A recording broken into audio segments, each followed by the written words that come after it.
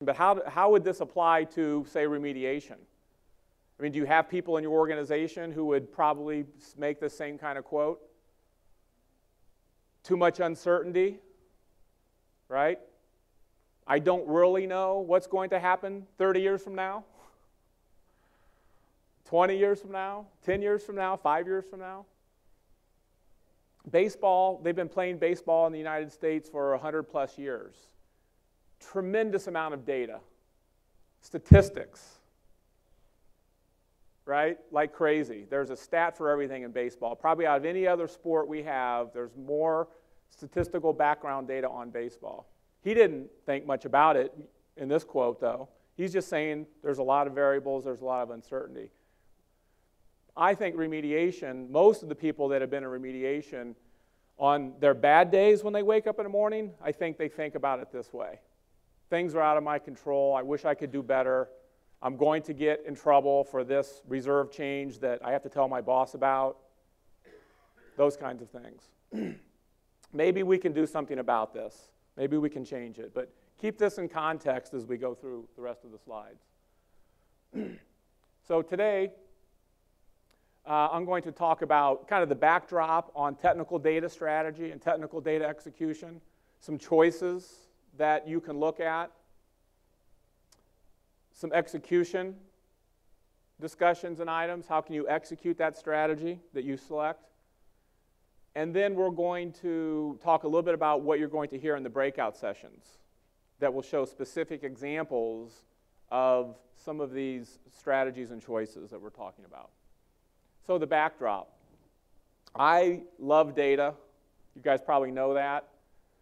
So I've done some additional assessment of data. This is the data population group.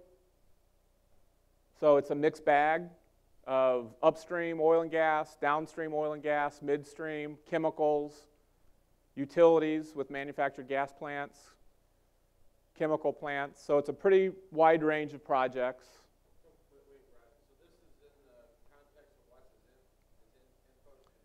Yes.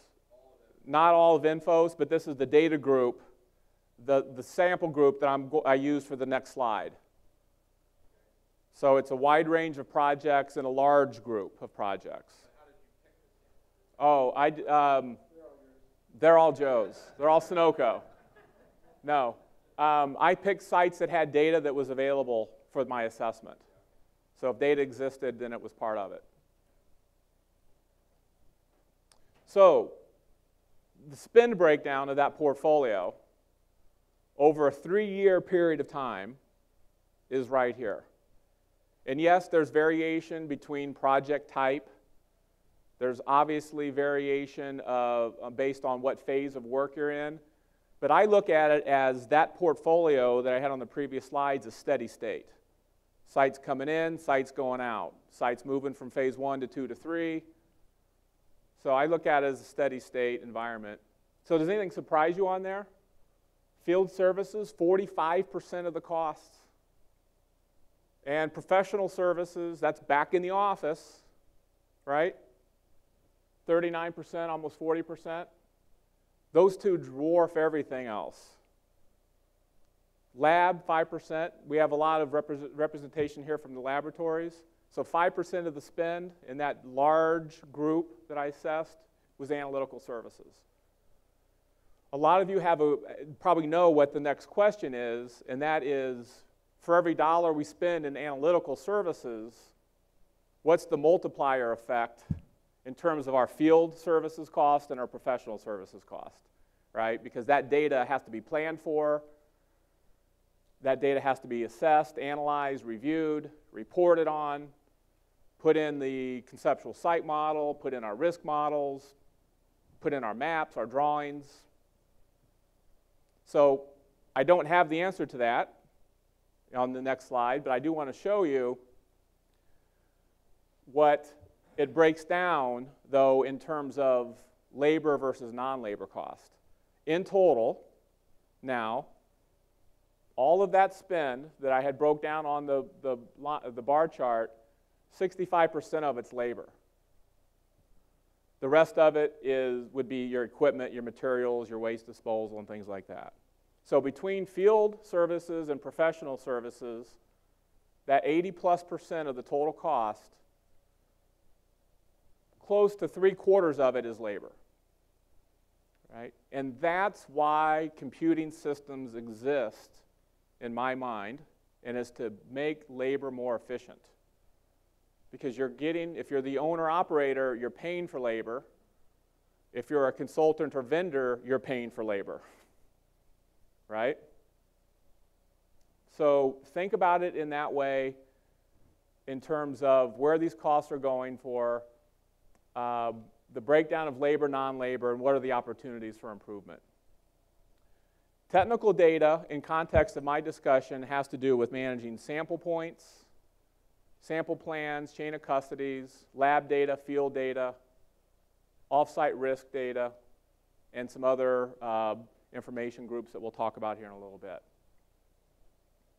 So are we doing this the best we can, managing this technical data stream? I conceptualized here. I know there are a lot more steps in the process, but in general, you all have a certain number of sites. You all have a certain number of consultants. You all have, every site has a certain number of sample events. You have a certain number of labs under contract, or your consultants will hire the labs. You have X number of data packages and X number of reports, right? So that means big data, right? Big data. There's a lot of data, and you'll see that some of my follow-up slides it's going to get at are, where are those costs? How can I make more efficiencies? Where is the information coming from in terms of purchasing these services? And what can I do to make it more efficient? I've done some practice math on this. You get into lots of zeros very quickly. Millions and billions of data points that exist over multi-year periods of time on large portfolios of sites.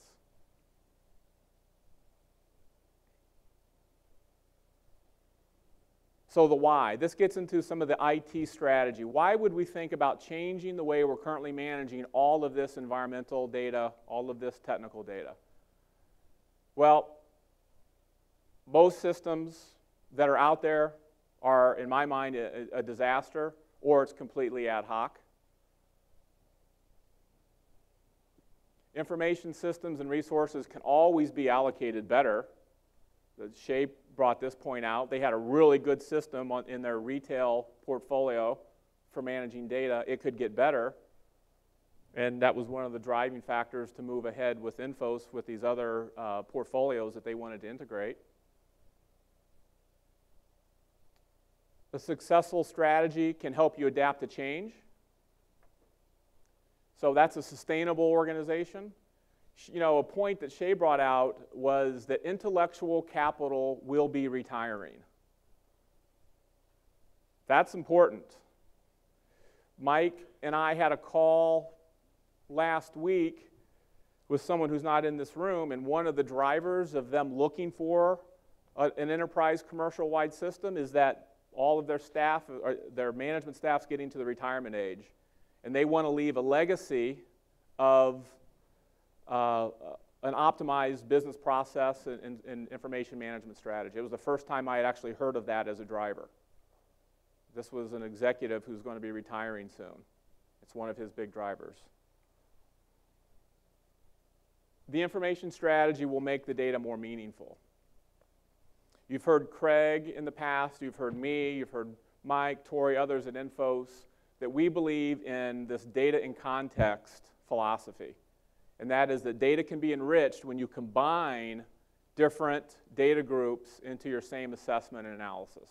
Technical data with financial data, compliance data, project management data, programmatic analysis. So this holds true in this situation as well. So what are the types of strategic choices you can make? It's going to depend a lot on the answers to these questions that I've put up here. The content, right? What information do we focus on?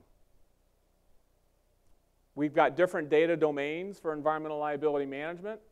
You want data that drives your decisions and your risk management. You may have a strategy or a strategic element where you're looking at having information normalized or more common across the organization. Refining and service stations. Do we call a sample point the same thing? It's probably monitoring well 1. Right? Lab methods, they're probably the same. But if you were to just sit down and put project managers in a room, they could probably argue all day about why their technical data is different than that other team's. If it's not consistent across an organization, you lose the ability to do programmatic wide analysis or systematic analysis without a lot of time and effort to normalize the data yourself as a special project. So the second question, what information activities to focus on? These are the processes. You basically want to focus on the low-hanging fruit. Processes that repeat themselves consistently, those are the ones that you want to target. Processes that you know are ineffective or inefficient, those are the ones you want to target. Going back to yogis, in baseball you don't know nothing, but I bet you he's the same kind of guy that has good gut instincts when he made decisions on what players to put into the game at certain times. So you guys as professionals have good gut instincts on what's efficient or inefficient and what you might be able to do, even without the data. Processes that have been historically managed externally by suppliers. This is the way we've always done it, right? We hire consultants, we assign them to certain jobs, they go out and manage all the technical data and they'll send me a PDF every quarter. Is there a better way of doing that? There probably is. Is there value in doing it differently? Okay, that's the third point. How will this information help us succeed? That's the value. Aligned with the organization's value drivers. Is it risk reduction? Is that a primary value driver of the remediation management organization? In some companies it is. Others it's cost management and cost control. More specific to setting an annual budget and hitting it year after year after year. Others are actually looking at trying to reduce their financial disclosures or their liabilities. Whatever they may be, these decisions in your technical data processes need to be linked with those value drivers. Because if they're not, let's face it, those projects will die on the vine because they're not that important. Something else will supersede it. It'll become more important. But what's more important than your environmental data? Doesn't that drive cost for the most part? The concentrations, the standards that you're trying to meet for risk-based cleanups, or the standards you're trying to meet for discharge permits, whatever they may be. It's critical data. It's only 5% of the cost though, right?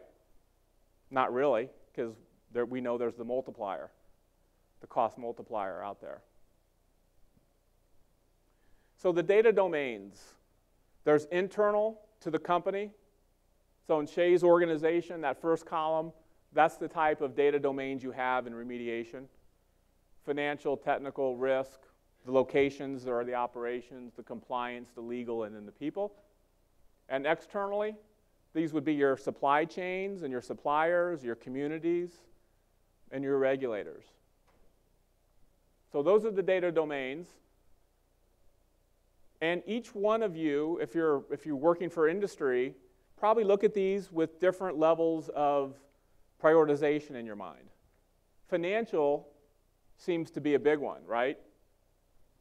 Enfos does a lot to help in managing financial liabilities.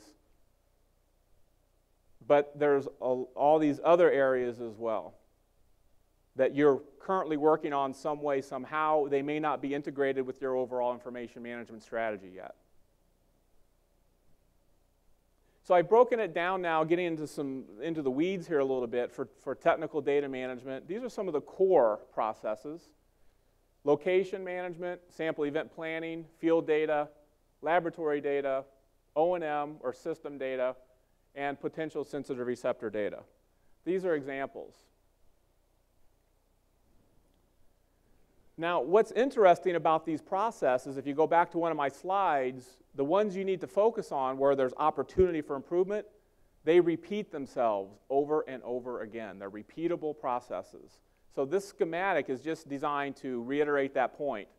You've got your pre-remediation, your remediation and monitoring, and your post-remediation. These are kind of your standard work phases as your projects move through the flow.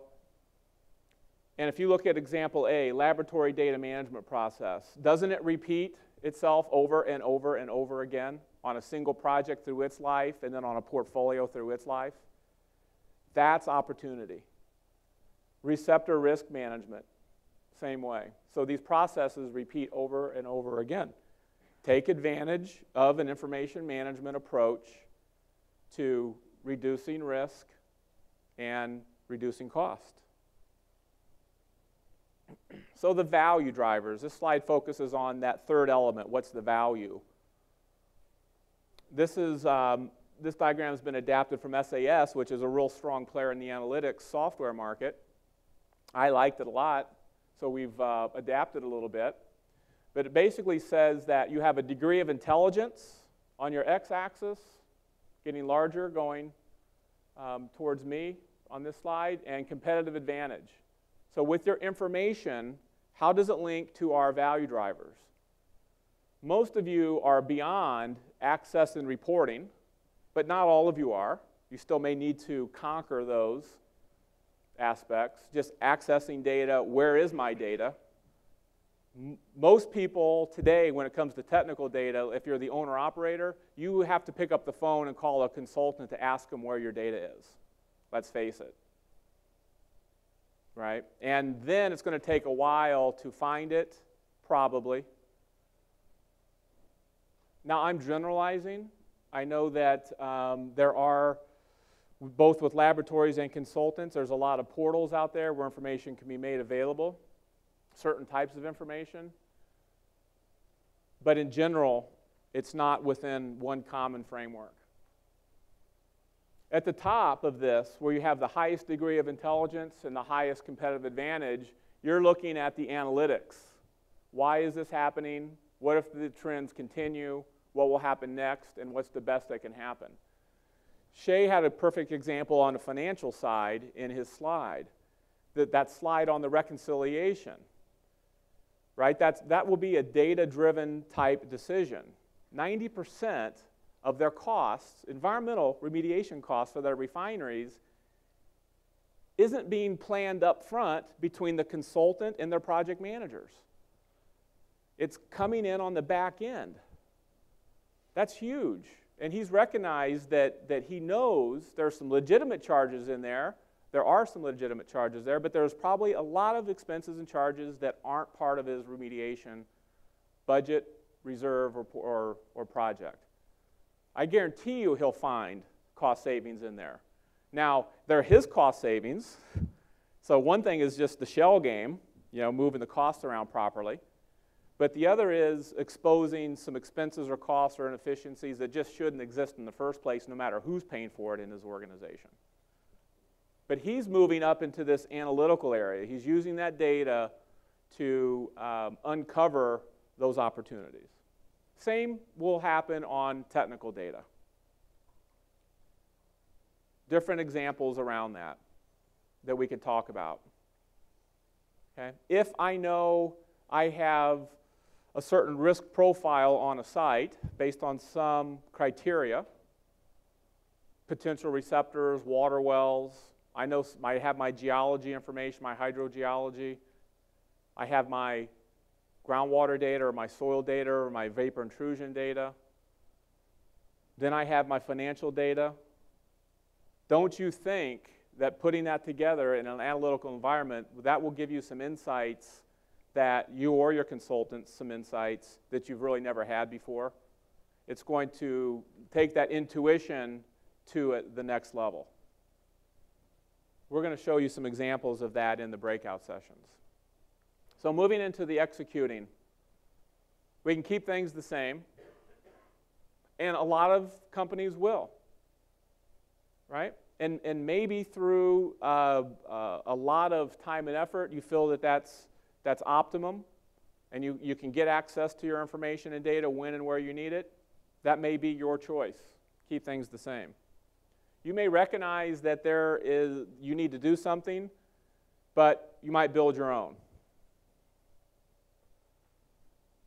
You might go down a systems integration path. Well, I've got 16 different laboratory data management systems out there in the organization. I've got a couple GIS systems. I have some spreadsheets. I have some access databases. Let's integrate them all together. It's a choice. Or you could implement a commercial enterprise solution. Which one do you think I'm in favor of? Obvious, right? So what that means is that it's our job, Enfos' job, to understand where those opportunities are. It doesn't mean that Sunoco and Valero or Hess or PG&E and Detroit Edison, doesn't mean that one answer is going to fit across an industry group. It doesn't, but it tells you, though, where you need to look, right? So you're not just out there hoping that you find a solution or you're hoping that things will change, because it won't. You actually have to have data and information to back it up. The commercial solution that Enfos has, we have to keep our subject matter experts at the same level that you guys are on when you're thinking about ways to make improvements. Okay? And we do that with our own team, with some of our partners, and it's up to us to also help predict those future needs. And that's what we do in terms of our product roadmap and our development plans that Craig's going to talk about a little bit this afternoon. So the enterprise solution approach, fewest information systems possible, the most normalized data possible. So normalized data, that just means that you have common data across the organization. That gives you the ability to look at trends, to perform analytics across your entire portfolio regardless of the site type or where the project is. The most common processes possible. The most client ownership and control possible. The most audit readiness possible. The most sustainable approach. And the most likely approach to change the game. So from the client perspective, I just have a couple more slides to wrap this up. So if you're the industry representative here, what is it that you are actually doing when Enfos becomes the software platform that you're rolling out? What you're becoming is a computing platform provider. Okay? You're providing this platform to your organization and to your suppliers and your supply chain. You may or may not be providing data to them. You may or may not be providing other tools to them, but certainly it's a computing platform. And the elements of what you're providing are listed here from an IT perspective. You're providing architecture, hardware, security, networking, programming, a user interface to access data, entering data, outputting data. You're providing business process management based on your business rules. You're doing performance management. You're providing some analytics. You're providing administration. You're providing content management, right? But your suppliers on the technical data side and your laboratories and your consultants, they're actually providing the content. And your consultants should be working with your project managers to use that content in the best possible way to manage your risks and liabilities. Visualization and then data exchange with third-party software. Because this computing platform that you're providing, it's not going to have every single technical or scientific business application out there within that framework. It's impossible to do, right? You've got hundreds of software companies that build great desktop software solutions for very specific tasks. Optimizing monitoring well networks, doing some data verification or validation, as an example. contouring packages, right? But think of it as it's a platform that's going to give me, that's going to provide these aspects, but it's going to be linked to my strategy, and it's going to provide value. And this is just a picture of what I just talked about. So the important thing to know is that the user mode, which is where the information actually gets used, that's your vendors and your project teams. The computing really should just be happening on the back end, shouldn't it? It almost becomes transparent. And this is the last slide on the value. What you're really trying to do through time is progress into these different levels. So I'm picking on Shay because he's already presented today. But pick on Joe. Joe's already at level 4, strategic management. Right? He's using that information to make decisions and changes that he wouldn't have been able to 4 or 5 years ago.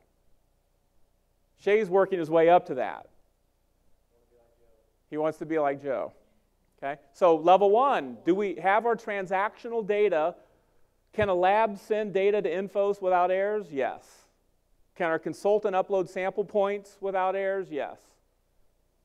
Can we repeat those processes over and over and over again in the most efficient way? Yes. That's level 1 and level 2 with business process management. Then the performance management. How well are we performing? What can we do better on our projects?